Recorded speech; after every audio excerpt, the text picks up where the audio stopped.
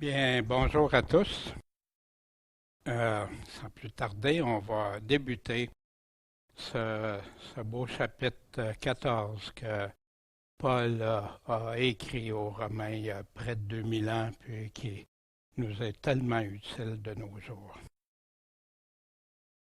Bien, et le verset clé pour ce chapitre 14. Mais toi, pourquoi juges-tu ton frère, ou toi, pourquoi méprises-tu ton frère? Puisque nous comparaîtrons tous devant le tribunal de Christ.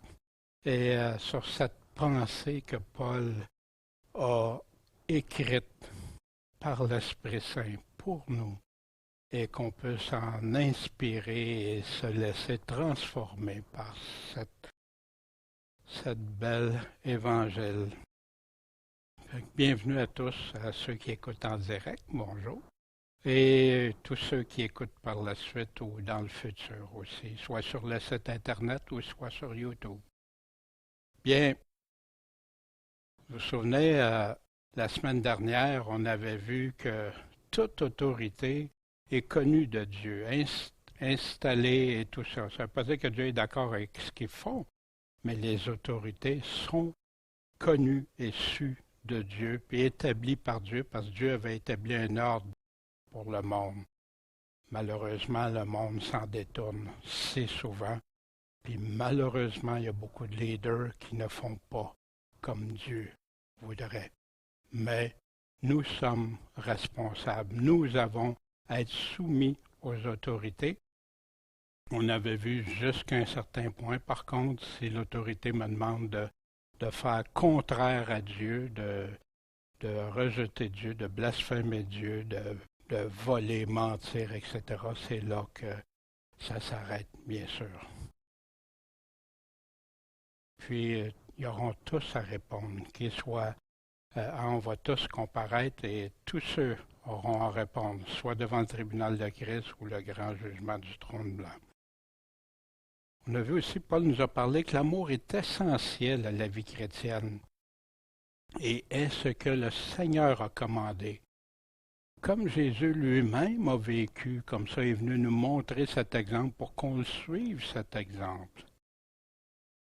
Puis la connaissance de l'Évangile transforme et fait passer des ténèbres à la lumière. Le voile se dissipe, la fumée s'en va et les ténèbres, la noirceur s'enlève, puis tout à coup, wow!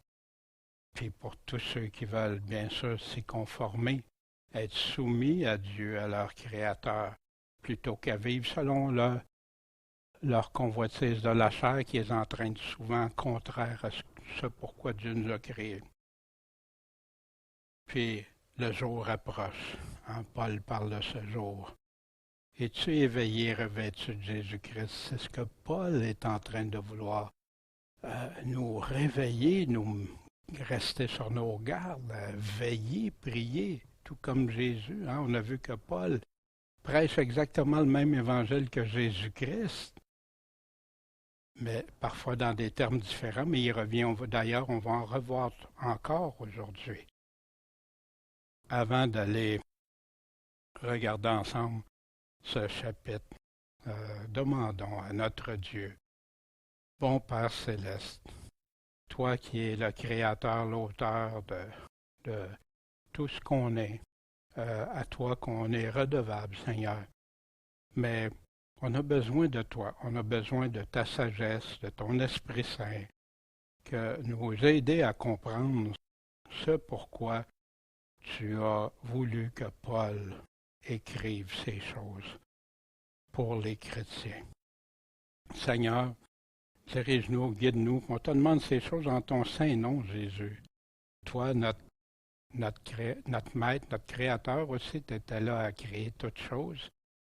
Et te demander on veut te suivre comme étant notre maître, notre Seigneur, mais donne-nous cette belle sagesse que tu es venu nous parler quand tu es venu sur la terre, en ton saint nom, Maître et Sauveur. Amen.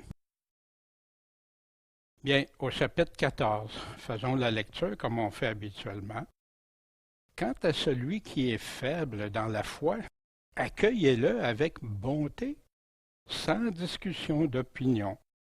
Un croit pouvoir manger de tout, et celui qui est faible ne mange que des herbes, que celui qui mange de tout ne méprise pas celui qui ne mange pas de tout, et que celui qui ne mange pas de tout ne condamne pas celui qui mange de tout, car Dieu l'a reçu. Qui es-tu, toi, qui condamnes le serviteur d'autrui? S'il se tient ferme ou s'il tombe, c'est à son maître de le juger, mais il sera affermi, car Dieu est puissant pour l'affermir. Celui-ci estime un jour supérieur à un autre, celui-là estime tous les jours égaux. Que chacun soit pleinement persuadé dans son esprit. Celui qui observe les jours les observe à cause du Seigneur. Et de même, celui qui ne les observe pas ne les observe pas à cause du Seigneur. Celui qui mange de tout mange à cause du Seigneur, car il rend grâce à Dieu. Et celui qui ne mange pas de tout ne mange pas à cause du Seigneur, et il en rend grâce aussi à Dieu. En effet, aucun de nous ne vit pour soi-même, et aucun de nous ne meurt pour soi-même. Si nous vivons pour le Seigneur, et si nous mourrons pour le Seigneur. Soit donc que nous vivions, soit que nous mourions, nous sommes au Seigneur. Car c'est pour cela que Christ est mort et qu'il est ressuscité, et qu'il a repris la vie, afin de dominer sur les morts et sur les vivants. Mais toi, pourquoi juges-tu ton frère? Ou toi, pourquoi méprises-tu ton frère? Puisque nous comparaîtrons tous devant le tribunal de Christ. Car il est écrit, « Je suis vivant, dit le Seigneur. Tout genou fléchira devant moi, et toute langue donnera gloire à Dieu. » C'est pourquoi chacun de nous rendra compte à Dieu pour lui-même. Ne nous jugeons donc plus les uns les autres, mais jugez plutôt qu'il ne faut donner aucune occasion de chute, ni aucun scandale à son frère. Je sais et je suis persuadé par le Seigneur Jésus qu'il n'y a rien de souillé en soi. Néanmoins, celui qui croit qu'une chose est souillée, elle est souillée pour lui. Mais si ton frère est affligé au sujet d'un aliment, tu ne te conduis plus selon la charité. Ne fais pas périr par ton aliment celui pour lequel Christ est mort. Que votre privilège ne soit donc pas calomnié. Car le royaume de Dieu ne consiste ni dans le manger, ni dans le boire, mais dans la justice, dans la paix et la joie par le Saint-Esprit. Celui qui sert Christ de cette manière est agréable à Dieu et approuvé des hommes. Donc, recherchons les choses qui tendent à la paix et à l'édification mutuelle. Ne détruis pas l'œuvre de Dieu pour un aliment. Il est vrai que toutes choses sont pures, mais il y a du péché pour celui qui donne du scandale en mangeant. Il est convenable de ne pas manger de chair, de ne pas boire de vin, et de s'abstenir de tout ce qui peut faire broncher ton frère, ou le scandaliser, ou l'affaiblir. Toi, as-tu cette foi? Garde-la en toi-même devant Dieu. Heureux celui qui ne se condamne pas lui-même dans ce qu'il approuve, mais celui qui doute au sujet d'un aliment est condamné s'il en mange, parce qu'il n'agit pas avec foi. Or, tout ce que l'on ne fait pas avec foi est un péché. Voici le texte qu'on a aujourd'hui, et on va aller regarder ça de près. Il y a des bouts de passages qui sont souvent découpés en dehors de leur contexte pour appliquer à toutes sortes de choses, mais on va aller regarder ça ensemble. N'oublions pas le contexte quand Paul a écrit aussi. Paul a écrit, comme là ce qui va survenir au sujet des aliments, dans un contexte de Juifs convertis à l'Évangile, puis de non-Juifs aussi qui se joignaient. Puis les aliments avaient une prépondérance dans la loi de Moïse. Et il y en a qui avaient encore de la confusion de la loi de Moïse, qui tentaient de garder des choses de l'Ancienne Alliance dans la Nouvelle Alliance. Et c'est ce qu'il y a eu au début, mais c'est encore présent encore aujourd'hui dans plusieurs dénominations ou églises. Puis c'est ce qui avait motivé, on va voir le Conseil de Jérusalem d'ailleurs, des apôtres qui avaient dû se prononcer sur ça.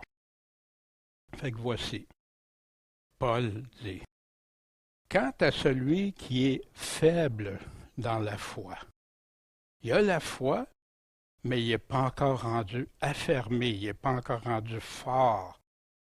Accueillez-le avec bonté, sans discussion d'opinion. » Maintenant, les opinions se relient à quoi? On va voir ça tout au long. Il est en train de parler de quoi? Voici, un croit pouvoir manger de tout, et celui qui est faible ne mange que des herbes. Hein?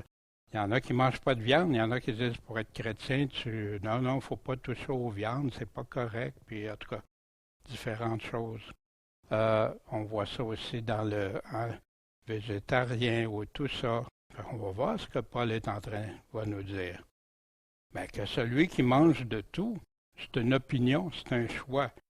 Ne méprise pas celui qui ne mange pas de tout. Puis que celui qui ne mange pas de tout ne condamne pas celui qui mange de tout, car Dieu l'a reçu. C'est triste d'avoir des conflits, des fois, dans des églises qui ont parti avec ça, à cause d'aliments ou de jours, on va voir ça, là, puis que ça a créé des divisions alors que c'est le contraire que Dieu nous dit de faire. Voici. Allons voir qu'est-ce qu'il y en est. Mais pas condamné. Celui qui ne mange pas, qui en mange, ben, prends-toi pas supérieur. Méprise pas celui qui en mange pas pour te sentir supérieur. Celui qui te voit en manger puis qui lui dit non, qui ne condamne pas.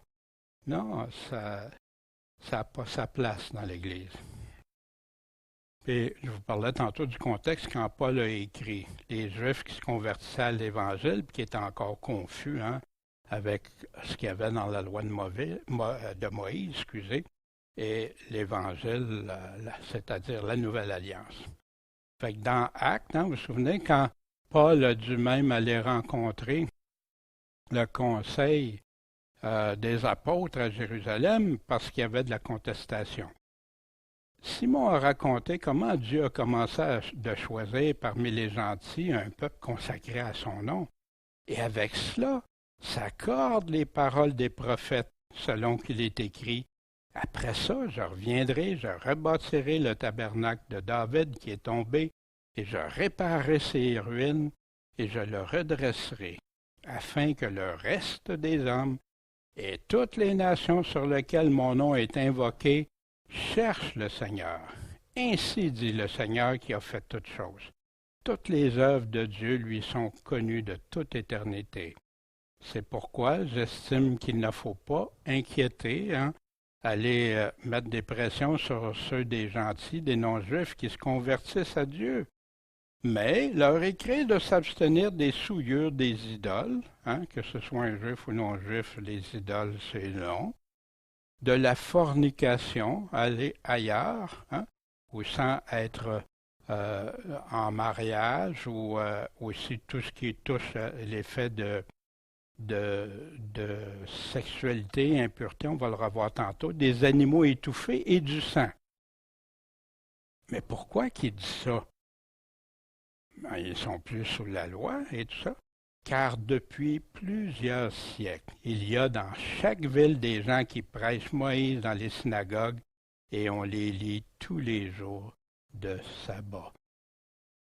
Pourquoi? C'était pour ne pas être une pierre d'achoppement, offenser le juif qui était faible dans la foi puis qui cheminait. Et ça aurait fait ça aurait fait fermer des portes au lieu d'en ouvrir. Et d'ailleurs, c'est pour ça que Paul dit, vous savez que les juifs me faisaient juif, hein? Une fois, il n'a pas fait circoncire, une autre fois, il a fait circoncire. C'est justement pour ça, selon le contexte, pour ne pas être une pierre d'achoppement. Et voici.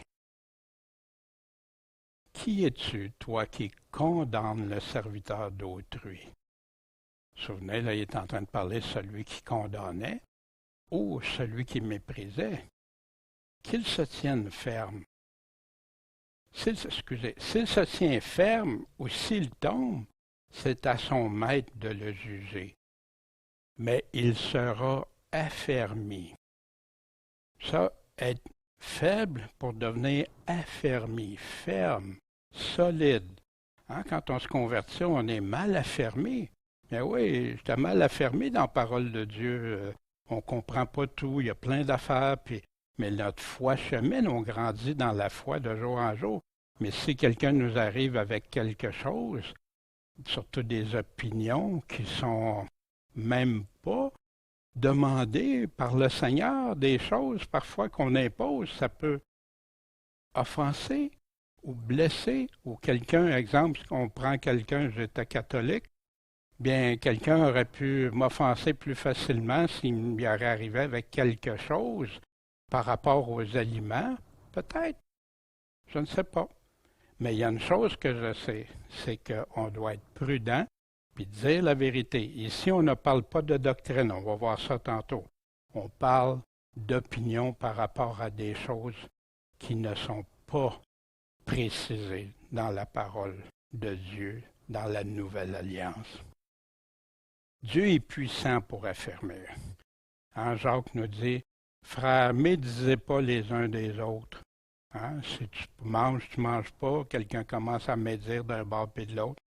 Celui qui médit d'un frère et qui condamne son frère médit la loi et juge la loi. Wow, tu es en train de te mettre comme législateur.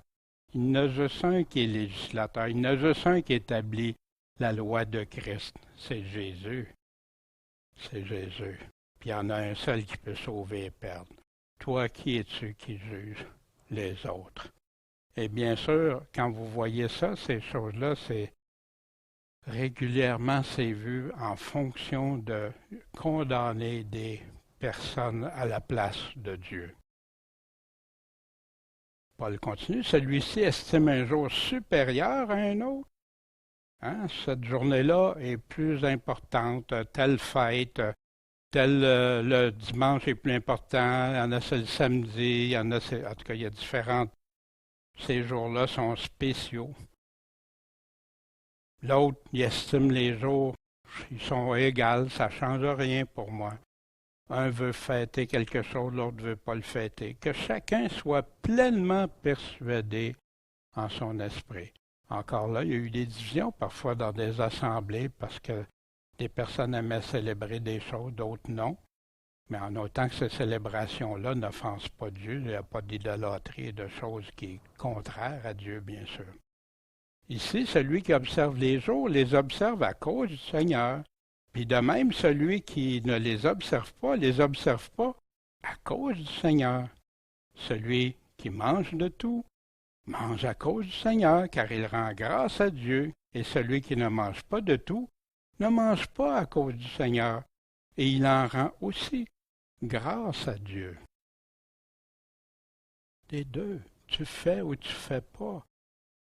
Puis voici, de quelle opinion Paul nous parle si on demeure dans le contexte? De quoi il nous parle? C'est quoi ces opinions-là qu'on ne doit pas contester? Il y en a un qui mange de tout, l'autre ne mange pas de tout. Il fait une sélection. Il y en a un que tous les jours, c'est tout égaux, pareil. Je vois pas de différence. Pour moi, telle journée ou telle autre, je fais les... Et maintenant, on sait que tous les jours sont consacrés à Dieu pour un chrétien. Tous. Pas un, en tout cas, à mon opinion, pas un plus que l'autre, mais je respecte des frères qui célèbrent les fêtes, la fête de Pâques, exemple. Mais la vraie Pâque, là, je ne parle pas de la résurrection, la fête de Pâques, hein, on sait c'est la mort. Si on célébrait la Pâque dans le temps de Moïse, il y en a qui vont célébrer d'autres choses qui sont dans la Bible. C'est correct. C'est pas moi mes frères pour ça, au contraire. Puis je les respecte parce qu'ils ont fait ce choix-là. Parce que je sais qu'ils le font pour Dieu. Fait que ceux qui ont, il y a des jours spéciaux pour eux. Ça appartient, c'est à Dieu qui va le faire plaisir. Mais au travers de tout ça, c'est de quoi que Paul nous ramène. L'amour est le plus important dans ça. Va pas te chicaner pour des choses comme ça, faire des divisions, des mépriser un, l'autre méprise l'autre. Quelle tristesse. Mais oui, pour des opinions de préférence non écrites. On ne retrouve pas ça dans la Nouvelle Alliance de célébrer telle fête ou pas. On voit par contre des apôtres, même au début de l'Église, qui ont célébré des choses. Après ça, on ne le revoit plus.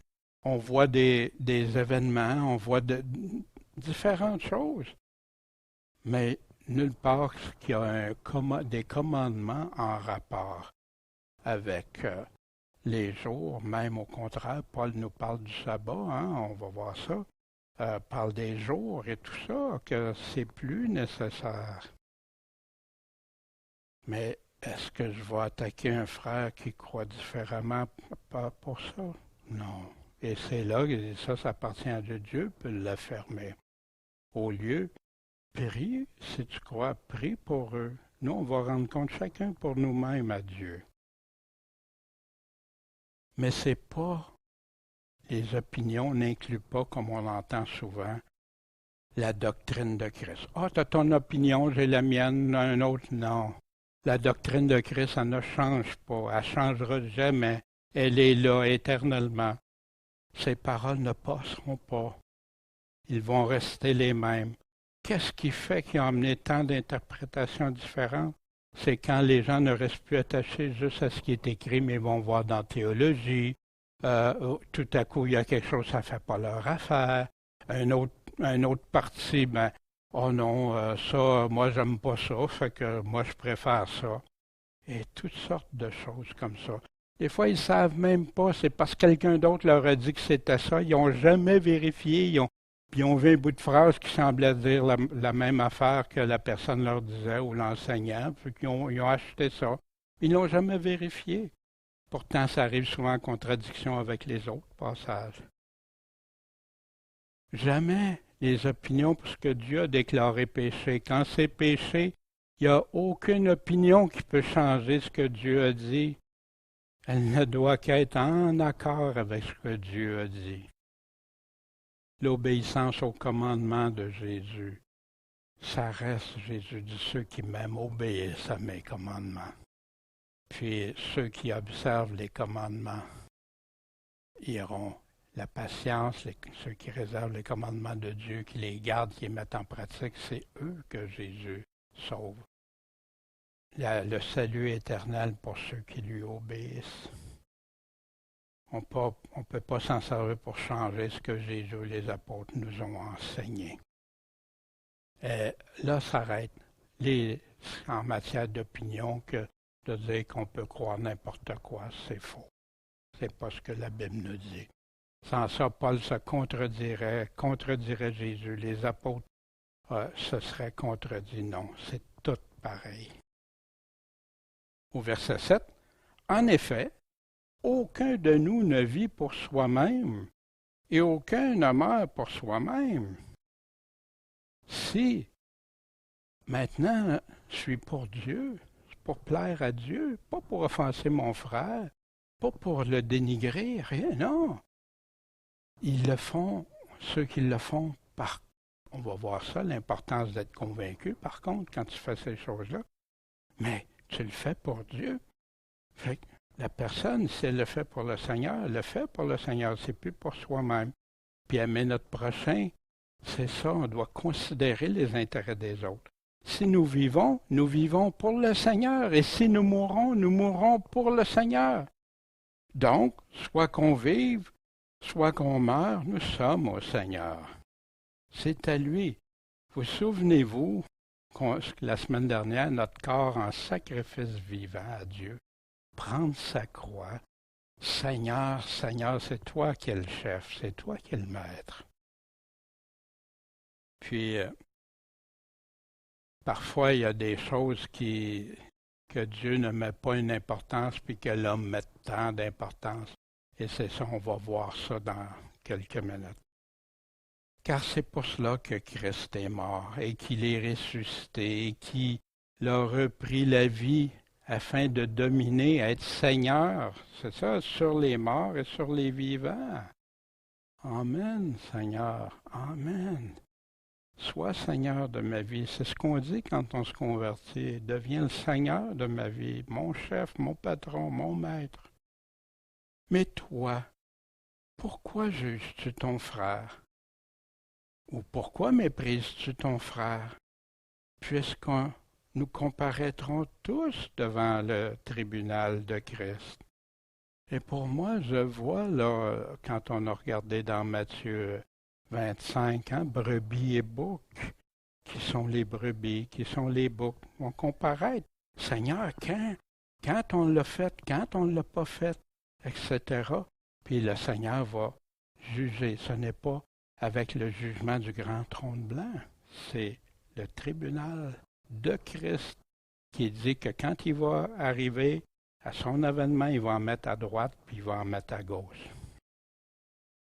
Puis dans 2 Corinthiens 5, 9 à 11, c'est pourquoi nous nous efforçons de lui être agréable, on s'efforce, puis ça nous fait plaisir, c'est pas lourd, parce qu'on sait qu'il a raison, on sait qu'il a la vérité, puis on sait que si on fait ce que lui nous demande, on va être encore plus en paix, plus heureux. Soit qu'on demeure dans ce corps, soit qu'on déloge, qu'on parte. Car il nous faut tous comparaître devant le tribunal de Christ afin que chacun reçoive selon le bien ou le mal qu'il aura fait étant dans son corps. Sachant donc la crainte qu'on doit au Seigneur, la crainte de Dieu. Nous persuadons les hommes et Dieu nous connaît. Et j'espère que dans vos consciences, vous nous connaissez aussi, que Paul dit aux Corinthiens, une église. Bien, c'est le message à Dieu, plaire à Dieu. Mais après ça, que les hommes, persuader les hommes, puis que tous soient agréables à Dieu. Moi, il n'y a rien de plus réjouissant que quand tu entends quelqu'un qui a regardé ce que Dieu disait, puis que ça l'a transformé, ça a changé sa façon de penser, ça a changé sa façon d'être, ça l'a transformé, mais pas pour le mal, pour le bien. Amen. Quelle joie. Car il est écrit, encore référence dans l'Ancien Testament. Je suis vivant, dit le Seigneur. Tout genou fléchira devant moi. Tout, aucun qui va y échapper. Et toute langue donnera gloire à Dieu. Bon, méchant, qui que ce soit, il y aura. Non, tout le monde va donner gloire à Dieu, puis reconnaître. Malheureusement, il y en a qui vont être trop tard pour eux. Philippiens répète, afin qu'au nom de Jésus, tout ce qui est dans les cieux et sur la terre et sous la terre, ceux qui sont morts, fléchissent le genou.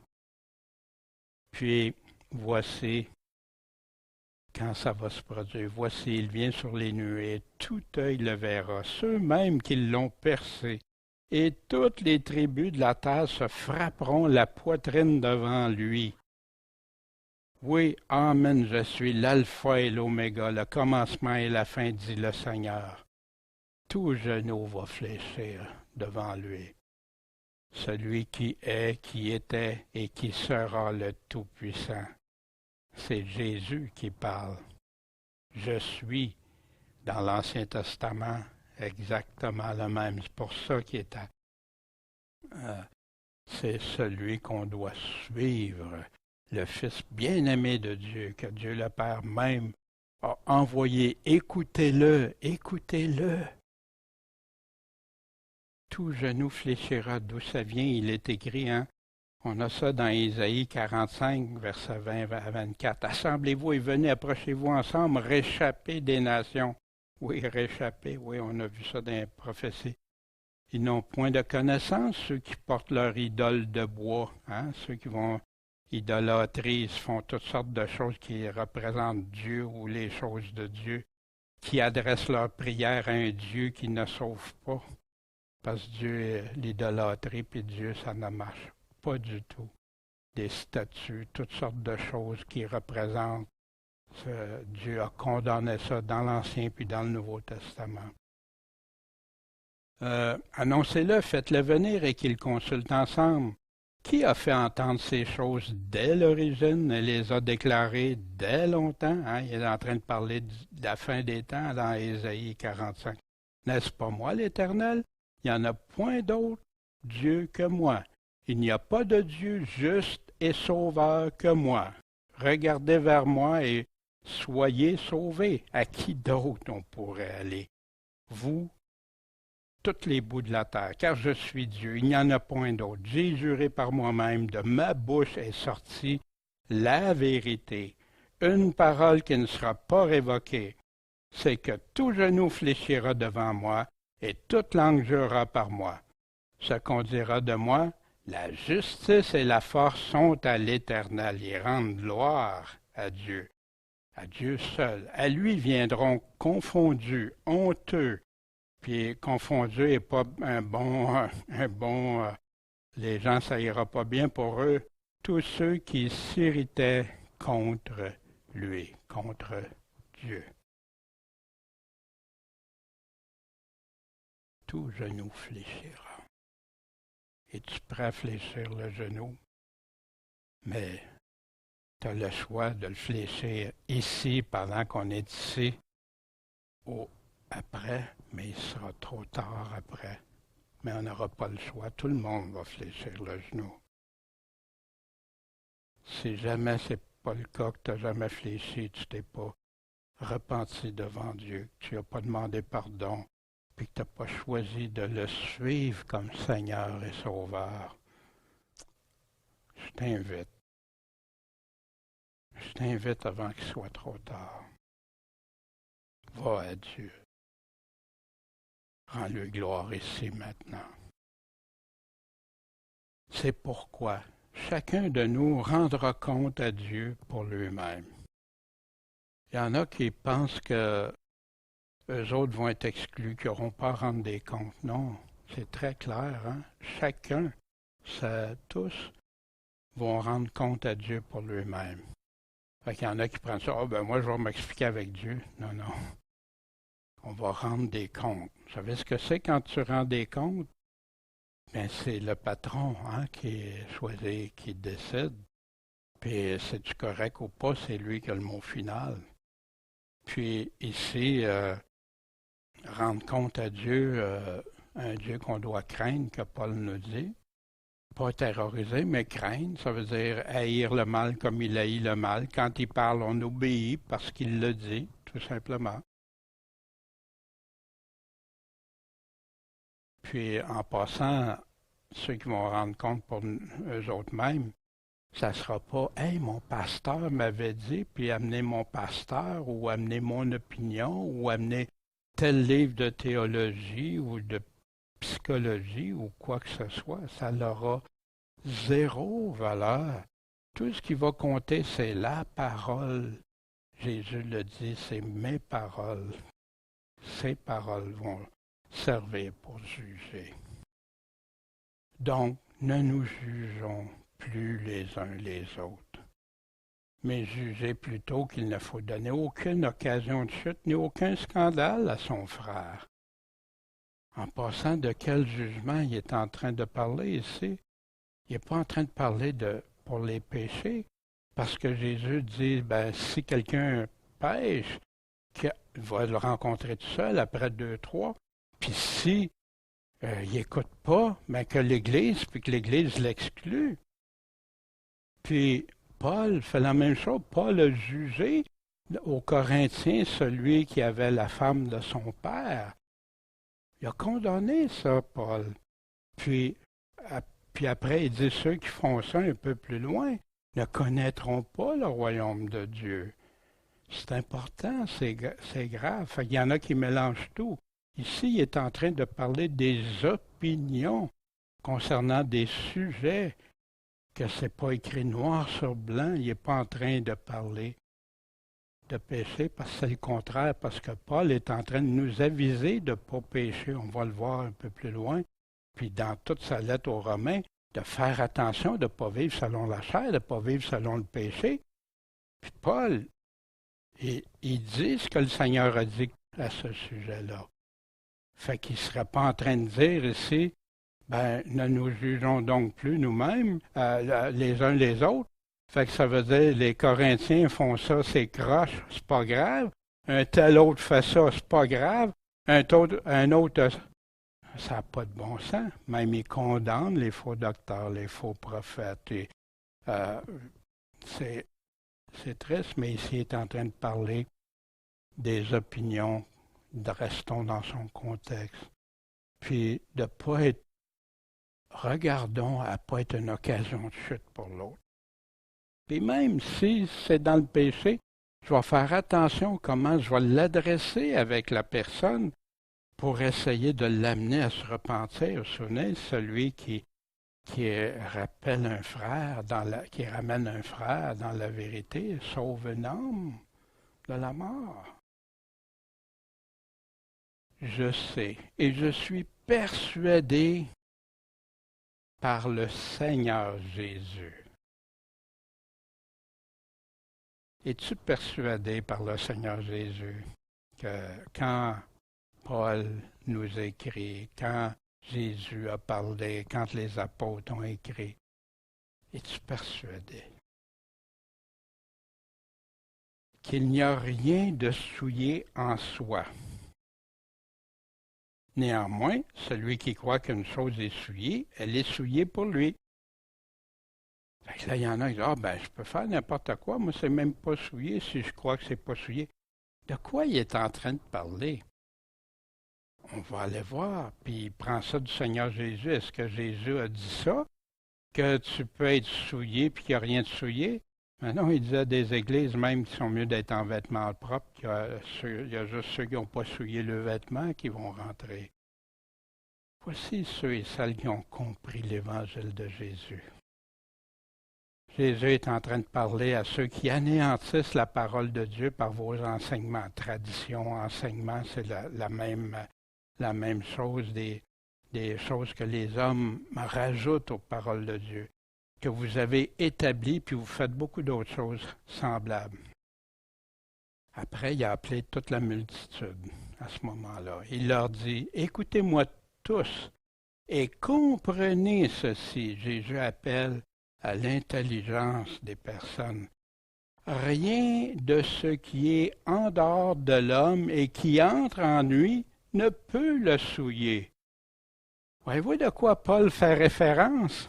Rien ne peut souiller.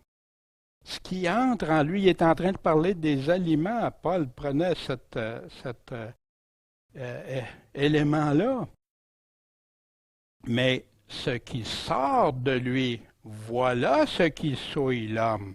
Fait que Paul ne dirait pas, il n'y a rien qui peut souiller. Ah non, Jésus dit, il y a quelque chose qui souille l'homme. Si quelqu'un a des oreilles pour entendre, hein, ces fameuses oreilles, Jésus qui réveille, qui tente d'éveiller, parce qu'il y en a peu qui vont trouver le chemin étroit.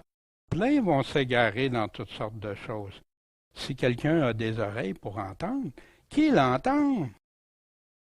Quand il fut entré dans la maison, après avoir quitté la multitude, ses disciples l'ont interrogé sur cette parabole.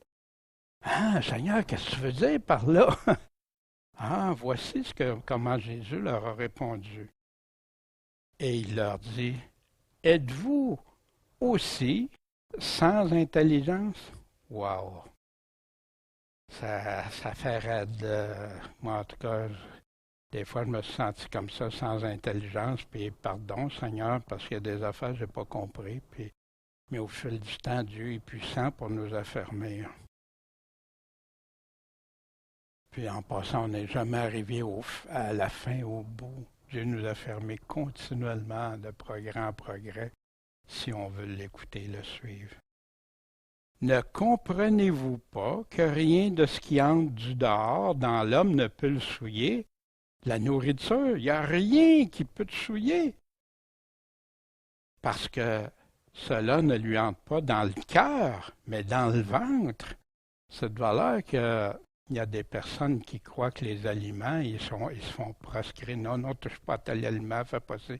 C'est de valeur, Jésus pourtant était très clair, mais voici ce qui souille l'homme. Car du dedans, c'est-à-dire du cœur des hommes, sortent quoi? Des mauvaises pensées, des adultères, même dans le cœur en pensée, des fornications. Hein? Aujourd'hui, sans mariage, tout est beau, tout est accepté.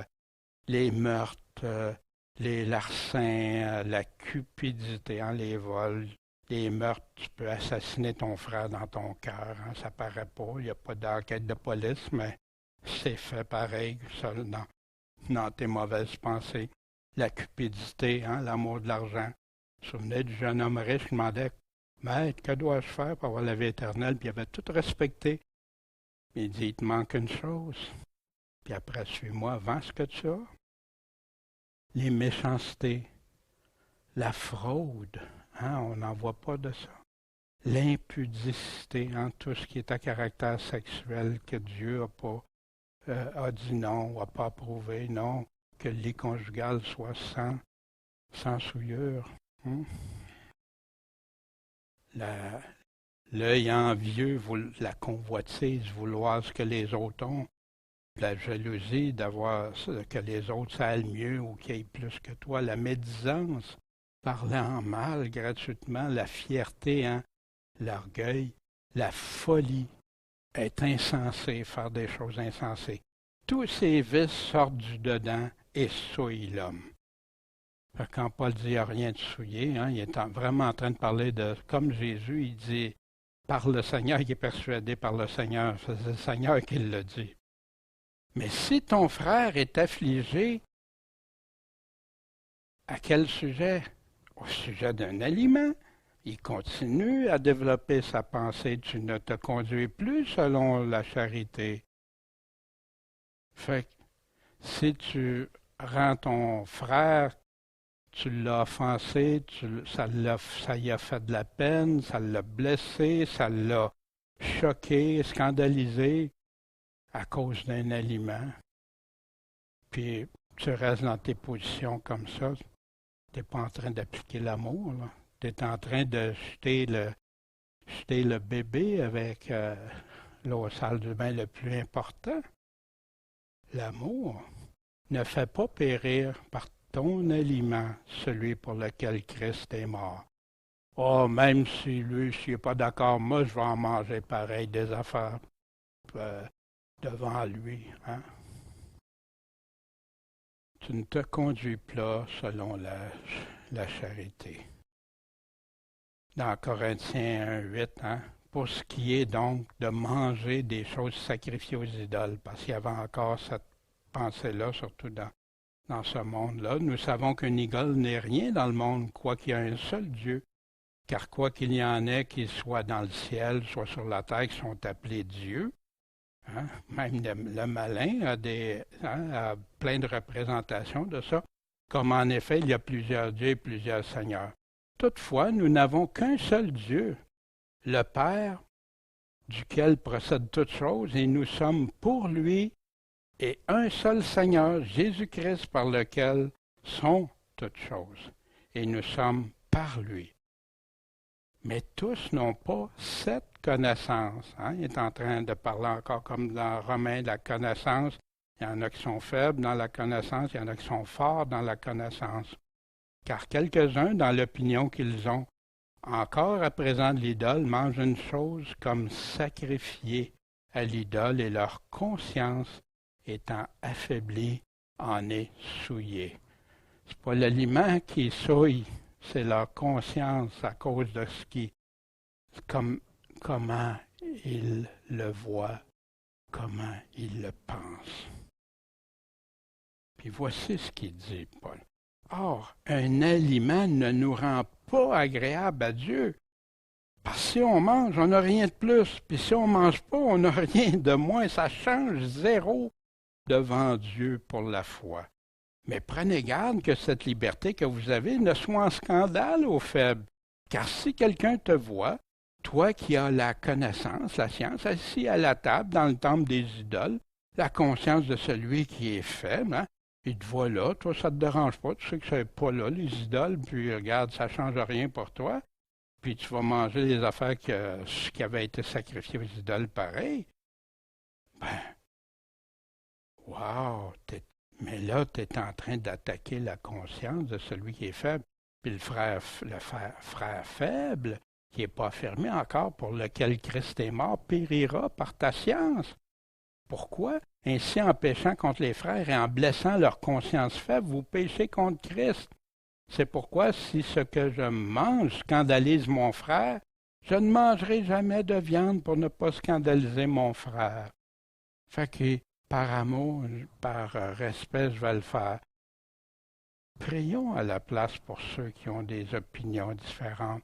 Essayons de les aider, mais discutons pas, confrontons-les pas. C'est pas ça qui va faire. Puis ici, imaginez, là, quand tu vas dans le temple là, comme ça, qu'il te voit comme ça, ben, c'est correct. Le gars, lui, il le fait que ça doit être correct. Fait que tu vas l'entraîner, lui qui comprend pas que c'est il y a des choses qu'il ne comprend pas de la bonne façon, il est faible, il pense, puis il va aller manger les choses sacrifiées aux idoles en pensant que les idoles, c'est correct. Que votre privilège ne soit donc pas calomnié. Pourquoi le donc? Parce que tu as cette liberté de manger de tout, mais tu ne te conduis plus selon la charité. Fait que si tu es en train de faire chuter quelqu'un, ton manque d'amour fait des dégâts, des ravages, tu es en train de faire calomnier ce que Dieu a dit parce que tu n'es plus dans l'amour. Puis Paul rajoute, car le royaume de Dieu ne consiste ni dans le manger, ni dans le boire, comme on a lu dans Corinthiens, comme on a lu de Jésus lui-même, mais dans la justice, dans la paix et dans la joie par le Saint-Esprit. Très différent, hein? Fait que ceux qui disent le royaume de Dieu mange pas ci, mange pas ça, fait telle affaire. Non. Celui qui sert Christ de cette manière, dans la justice, dans la paix, dans la joie par le Saint-Esprit, est agréable à Dieu et approuvé des hommes. Tu n'es pas en train de faire des dégâts, tu es en train de marcher selon Dieu, puis ça va plaire. Mais si tu es en train de faire la guerre à cause des opinions au sujet d'aliments ou de jours, non. Pour ma part, en tout cas, qu'un frère, il y en a qui vont respecter le sabbat, qui aiment le sabbat, qui vont respecter les fêtes, qui mangeront pas quelque chose. Ça leur appartient.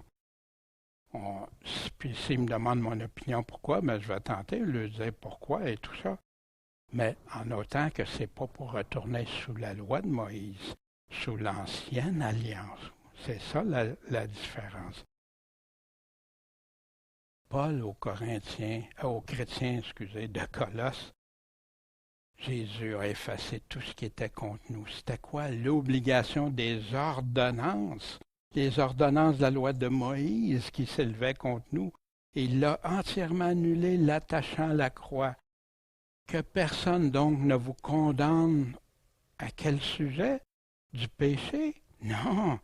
Au sujet du manger et du boire et au sujet d'un jour de fête ou d'une nouvelle lune. Jour de fête, ça arrive annuellement. Jour de nouvelle lune, c'est mensuellement.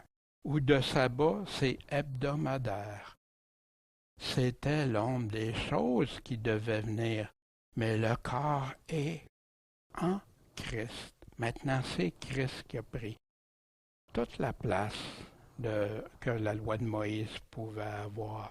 Que personne ne vous ravisse le prix par une humilité affectée. Hein? Ça a l'air très humble, et Paul le dit. Hein? Et par le culte des anges. On en connaît deux très, très facilement, trois même, culte des anges, quatre même en y pensant. L'Église catholique rend un culte aux anges. Les adventistes, l'ange de la prophétesse Ellen White, c'est son ange accompagnateur qui révélait toutes sortes de choses selon ce qu'elle disait. Il y a, si on regarde chez les témoins de Jéhovah aussi, on regarde avec le fondateur avec Vision d'ange, puis les Mormons aussi, puis plusieurs autres, là, mais ça, c'est les principaux qui me viennent à l'esprit très rapidement. Un culte des anges y rendre, hein? Mais ce n'est pas à des anges qu'on doit s'adresser, nous, comme chrétiens. Il y a un seul médiateur entre Dieu et les hommes, c'est Jésus-Christ. Puis il s'ingère dans des choses qu'il n'a pas vues, étant témérairement enflé dans son sens charnel. Puis ils sont convaincus qu'ils ont eu des visions et ne s'attachant pas à qui? Au chef, le seul chef, Jésus-Christ. C'était en train d'aller voir des anges. Puis c'était en train de rajouter des choses que Jésus n'a pas dit, les apôtres. Ça va pas bien, là. C'est un autre évangile, un autre Jésus, un autre esprit même qui t'a conduit. Duquel le chef, duquel tout le corps joint, étroitement uni, au moyen des jointures et des liens, il prend cet exemple du corps, s'accroît d'un accroissement selon Dieu. Donc, si vous êtes mort avec Christ quant aux rudiments du monde, pourquoi est-ce qu'on vous charge de ces préceptes, ces enseignements, ces doctrines, comme si vous étiez encore dans le monde, hein? Mange pas, touche pas, goûte pas, des préceptes qui sont tous pernicieux par leur abus. Puis, est-ce que ça vient de Dieu? Non, ça suit les ordonnances et les doctrines qui viennent des hommes. Dieu n'a pas dit ça, lesquels ont la vérité, quelque apparence de sagesse. Dans un culte volontaire, wow, ça a l'air, hein? Et dans une certaine humilité et dans une austérité du corps, hein? Hey, on est sévère envers notre corps, puis qu'il n'y a aucun égard à ce qui peut satisfaire la chair, hein? Fait que je deviens très, très rigide dans ça de plus en plus. Mais c'est pas ça l'Évangile. Donc, recherchons quoi? Les choses qui tendent à la paix et à l'édification mutuelle. Fait que si quelqu'un ne veut, il parle en passant de ceux qui sont dans l'Église, des frères et des sœurs, puis, mais il dit aussi de chercher la paix avec tous. L'édification mutuelle, on sait que c'est souvent le contraire, hein, qui va se produire entre un chrétien et un non-chrétien. Hein. Il n'y aura pas vraiment d'édification mutuelle, en tout cas. Donc, ne détruis pas quoi? L'œuvre de Dieu, pourquoi? Pour un aliment. Fait que détruis pas ce que Dieu est en train de faire chez un frère qui est faible dans la foi, il commence, mais il est vrai que toutes choses sont pures. Encore là, tout est pur. Mais c'est quoi qui est pur ici? Il est en train encore de parler des aliments, sortons pas du contexte. Mais il y a du péché pour celui qui donne du scandale en mangeant. Et d'ailleurs, j'ai écrit ici d'aller voir Tite, je vous invite à aller lire ça, Tite, hein, chapitre 1, là, puis même du début, là, avant le verset 10, il est en train de dire à Tite de choisir des enseignants, des pasteurs, des anciens, puis il leur dit qu'il y a beaucoup de vains discoureurs puis d'imposteurs qu'il faut fermer la bouche, qui pervertissent puis qui font toutes sortes de choses, mais qui conduisent principalement ceux qui viennent de la loi de Moïse, puis qui y emmènent des gens Puis ça a fait des dégâts, des dégâts. Fait que nous, on n'a pas à mépriser celui qui, comme pour moi même, quelqu'un va dire, ben moi, je mange pas de ça, hein, quel que soit ça. Non, je vais juste plutôt tenter de l'amener à Jésus-Christ, à l'Évangile, puis à comprendre, mais c'est pas en le méprisant. Par contre, comme enseignant, je dois dire que ça, c'est pas correct. Voici ce que Paul, on a tous les enseignements de prédication de Paul, hein? Voici, puis il dit aux Colossiens, il est clair, tu sais, que personne, fait qu'on doit le dire, ça. Si on le dit pas, on ne pourra pas sortir des gens de ça. Puis encore pire, il y a des gens qui vont croire que tout ça c'est correct, puis ça va faire tout un mélange, un peu de levain qui fait lever toute la pâte.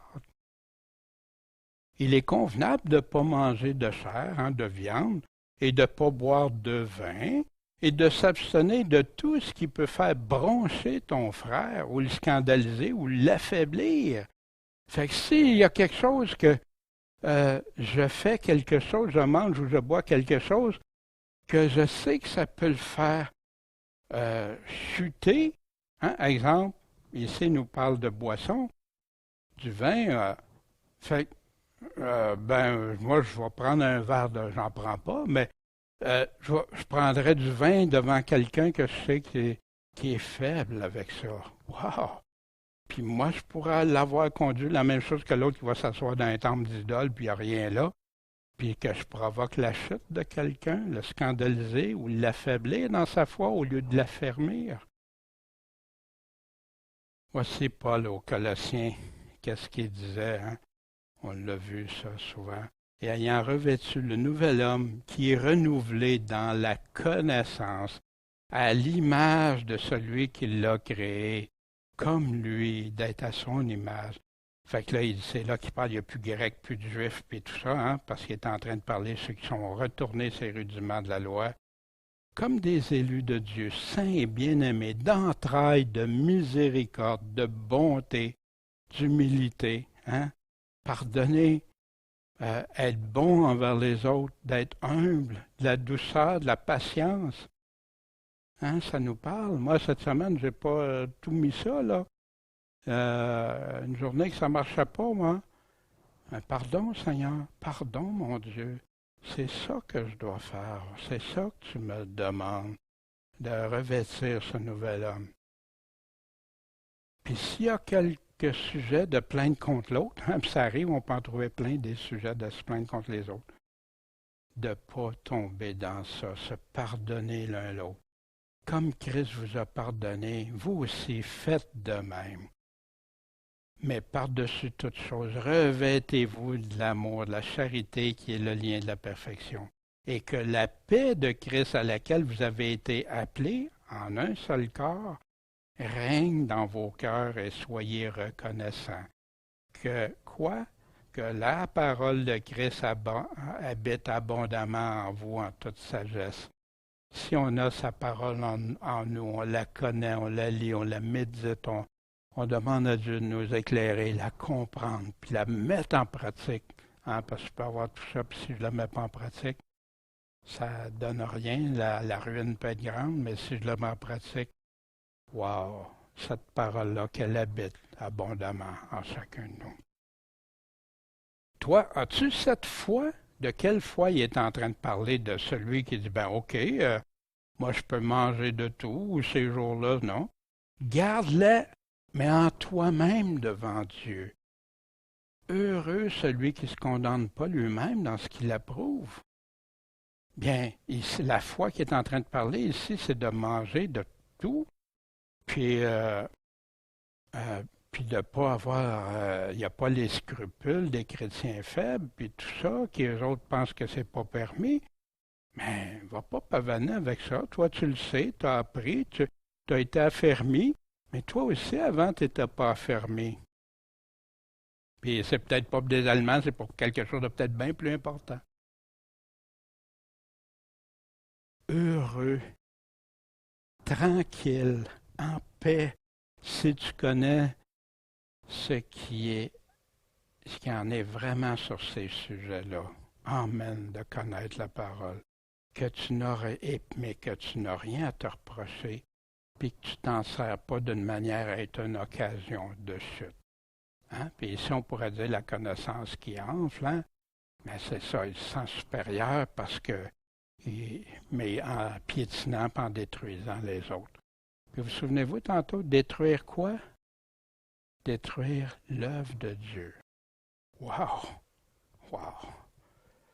Je ne sais pas ce que ça vous dit, mais moi, ça me fait peur je ne veux pas détruire l'œuvre de Dieu.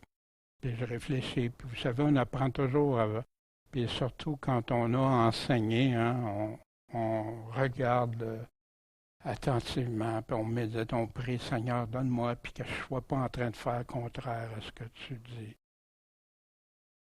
Puis là, il continue, mais celui qui doute, mais qui doute au sujet de quoi? D'un aliment, est condamné s'il en mange.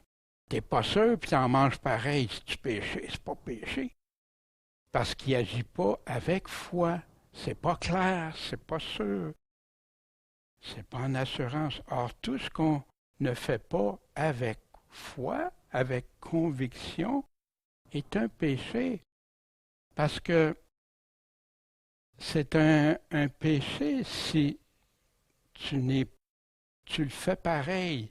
Hein? C'est comme quelqu'un qui s'en va sur une route, d'un coup il arrive des obstacles, puis et il se ferme les yeux pour ne pas voir, tu sais, au cas où, puis il espère que ça va passer. Au travers, pareil. Mais avec Dieu, on ne peut pas faire ça. Il faut que notre conscience soit en paix, soit claire, soit pure. Puis si jamais tu poses des questions, mais va chercher dans la Nouvelle Alliance. Puis que ça devienne clair et sûr pour toi dans ta conscience. Parce qu'on ne veut pas pécher avec ça. Alors, on va réfléchir un peu à ce que Paul nous a dit.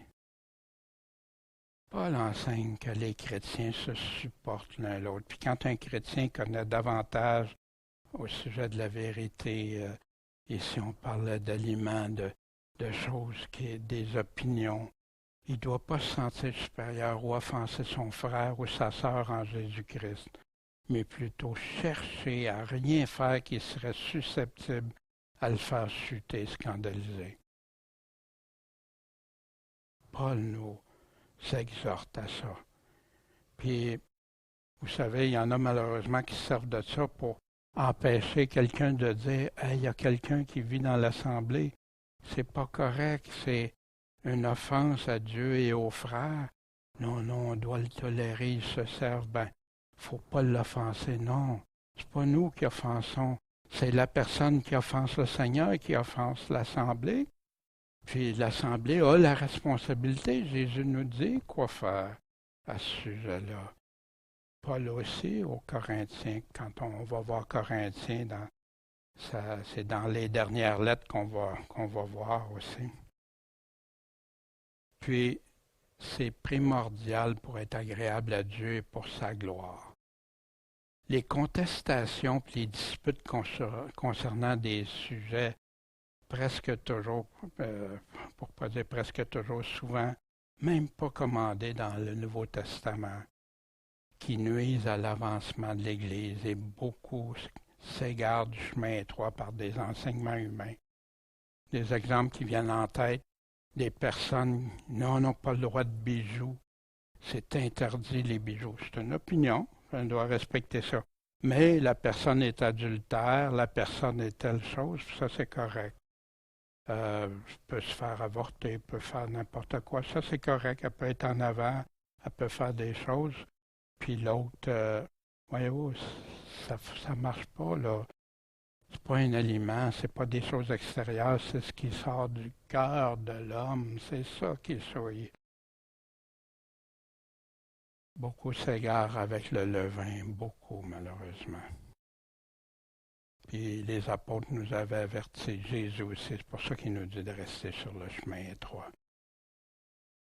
Un chrétien doit avoir la conscience en pleine assurance, en pleine certitude, en paix, en rapport à sa foi. Chacun aura à répondre à Dieu, mais on va répondre selon ce qui est écrit. Fait que si c'est pas écrit, c'est ça, ça n'a pas d'importance par rapport à la foi. La foi vient de ce qu'on entend. Ce qu'on entend vient d'où? De la parole de Dieu. Si ça ne vient pas de la parole de Dieu, puis souvent les gens vont aller chercher dans l'Ancien Testament. Ils vont dire l'Ancien Testament non, mais là pour ça oui, ou pour la dîme surtout oui. Voyez-vous, ça, mais autre, en tout cas, quand on fait des choses quand même sans avoir la foi, la persuasion que c'est correct, ça devient un péché. Un péché si on n'est pas sûr si c'est permis de Dieu ou non. C'est là le péché. Est-ce que Dieu est en accord avec ça? Puis si je ne suis pas sûr, ben abstiens-toi en attendant, puis cherche dans la parole de Dieu. Demande au Seigneur, ou demande à des personnes qui ont fait des recherches puis qui ont regardé, mais que ça vienne juste de la Bible, pas d'ailleurs. Avons-nous fait quelque chose cette semaine ou récemment ou qui aurait déplu à Dieu? Si c'est le cas, comment ça a été le cas?